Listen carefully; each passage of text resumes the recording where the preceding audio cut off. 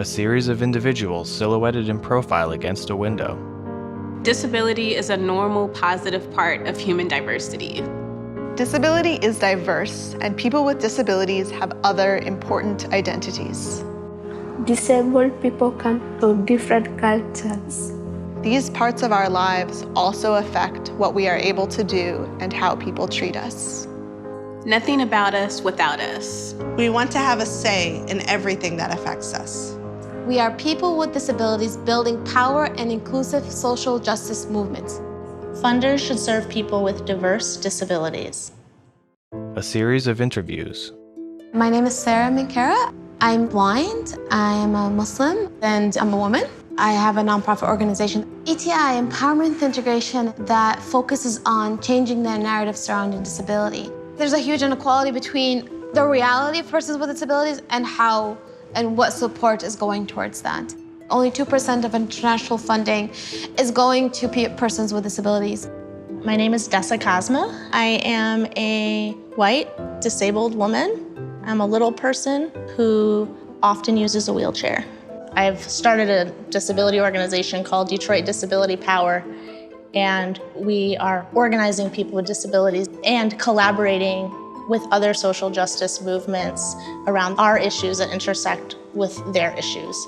People with disabilities are some of the most impoverished people in the United States. We typically live below the poverty line.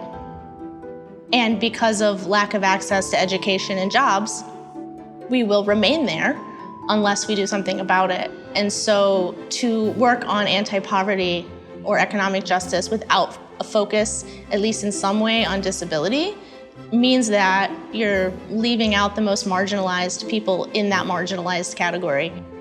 My name is Maddie Rubelo. I am a young white woman with brown curly hair wearing a bright green shirt. I'm a transportation planner. About 5 years ago, I sort of discovered that there was a disability community and got really involved in the community. The key issues to focus on are things like healthcare, employment, education, deinstitutionalization, where people are not getting their very basic needs met. My name is Rabia Belt. I'm a Black woman with short, curly hair, wearing a green shirt.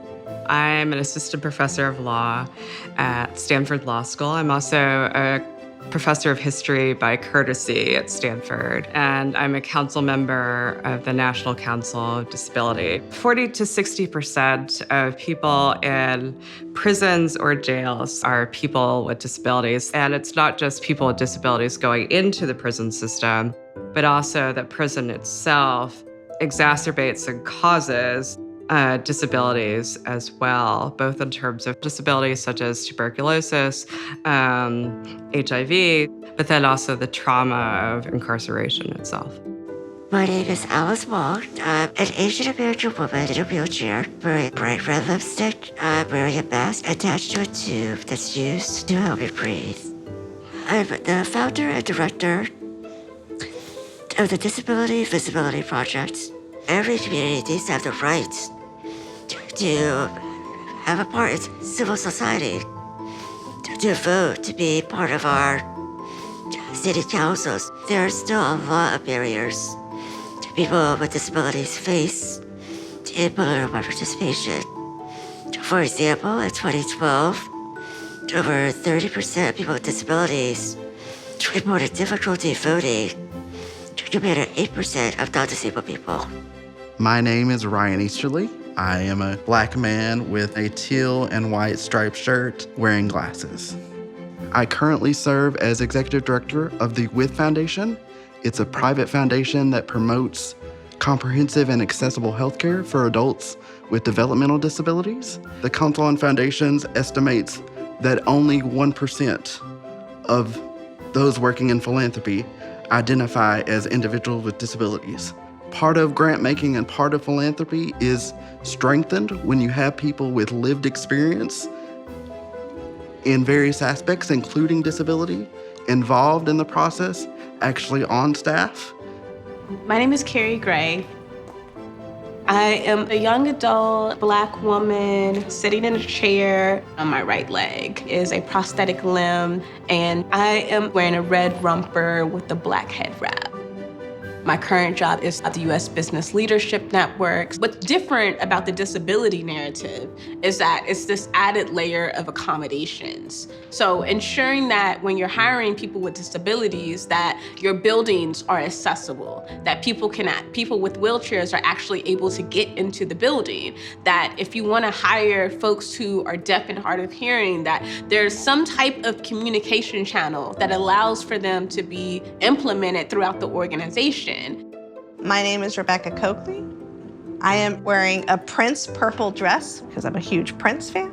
I am a second-generation little person. I am the Senior Fellow for Disability Policy at the Center for American Progress in Washington, D.C.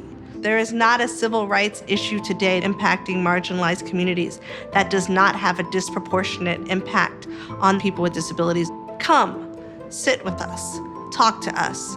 We are already there, but the tables that you have created are fundamentally inaccessible to us. So we're asking you, join us and apply the disability lens across your funding strategy. Previous interview participants silhouetted in profile against a window. We ask for disability access because when we evolve our institutions to be fully inclusive, we can build a world where all are free. True inclusion Is revolutionary.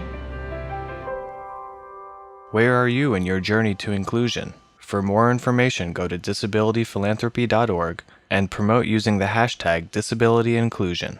Brought to you by the President's Council on Disability Inclusion in Philanthropy. Text on screen of the production credits. For a full credit list, please review the transcript file.